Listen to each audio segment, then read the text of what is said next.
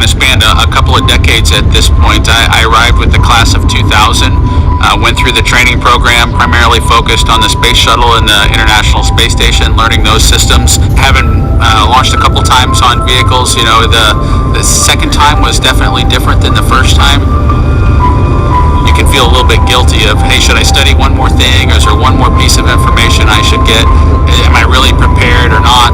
So that's definitely different between where I was on my first flight and where I'm at right now.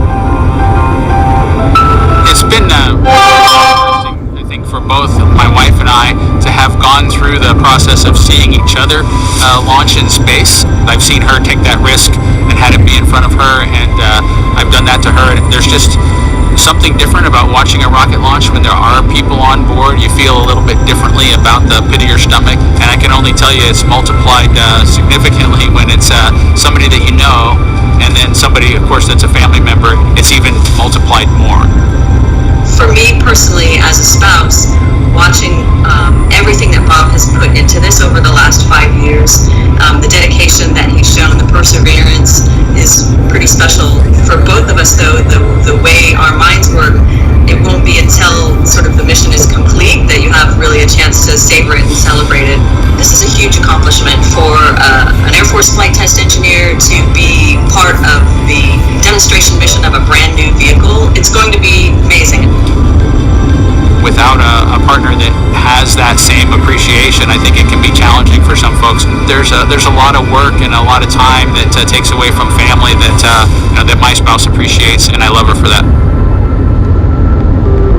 Really, my role on the Demo 2 mission is to make sure that we get this vehicle tested and evaluated so that we can move on to more operational missions at the International Space Station. We've got a lot of objectives on board the vehicle that we need to accomplish to and it's good to go. We'll make sure all those systems are working during the test flight so that the future missions will have them available even if they don't plan to utilize them.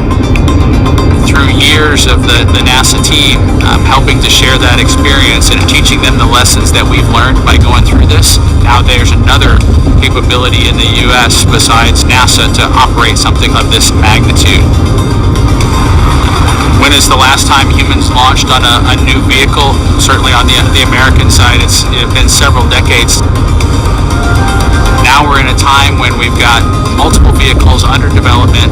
It's a great time from a space exploration time frame just to see all that happening, and it's because of this nurturing of the environment, being able to pull in a wider group of people who can contribute towards a human spaceflight. It's a super cool time.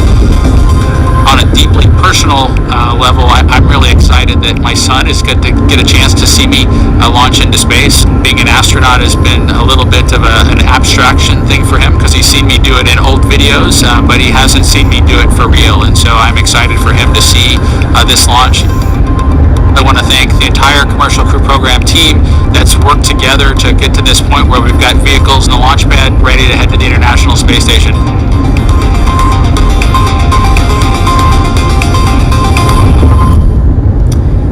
Here is a live look again inside the suit-up room in the Neil Armstrong Operations and Checkout building. We can see now NASA Administrator Jim Bridenstine. He's talking to the crew. You won't hear any audio in here, and actually we had some questions about this Wednesday because people were like, why can't I hear what they're saying? That's by design. It's not a mistake. We are really lucky to be able to show you this video live as they're suiting up, but you don't hear the audio because that's a little bit, we try to give the crew a little bit of privacy, and so being able to talk freely and share really what's on their minds without having to worry about who's listening is part of the reason you don't hear audio in there. But that's Jim Bridenstine there talking to the crew, and it looks like Associate Administrator Jim Morehard is also in the room standing to the right of your screen. And these are great moments to get a last chance to talk to the senior leadership of NASA as they're about to